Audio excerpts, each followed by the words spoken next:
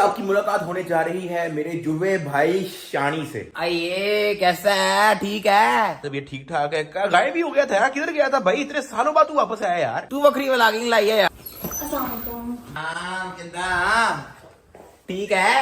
अल्हम्दुलिल्लाह। आप कैसे हैं? ਇਹਨੂੰ ਕੋਈ ਕੰਮ ਸਿਖਾ, ਕੋਈ ਰੋਟੀ ਪਕਾਉਣ ਸਿਖਾ ਯਾਰ। ਮੈਂ ਤੇ ਤੇਰਾ ਵਲੌਗ ਵੇਖਿਆ ਸੀ, ਇਹਨੂੰ ਤੇ ਰੋਟੀ ਪਕਾਉਣੀ ਆਉਂਦੀ ਆ।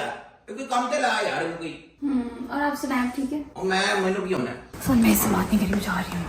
चला गया कि अभी इधर ही है? इधर ही है यार।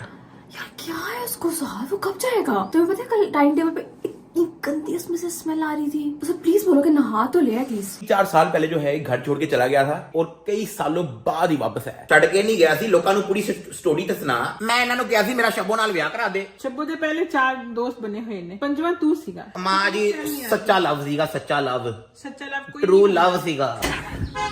ये कैसा है? ठीक है? कौन है?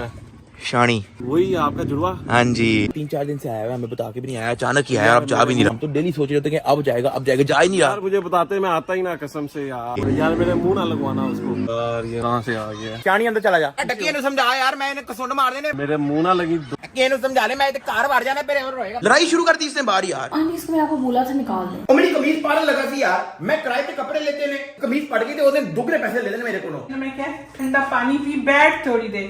ਐਡਾ ਗੁੱਸਾ ਚੰਗਾ ਨਹੀਂ ਹੁੰਦਾ, ਨੁਕਸਾਨ ਹੁੰਦਾ। ਐਨੇ ਤੰਗ ਕੱਪੜੇ ਨੇ, ਨਹੀਂ ਵੀ ਕੋਈ ਖਿੱਚਦਾ ਨੇ।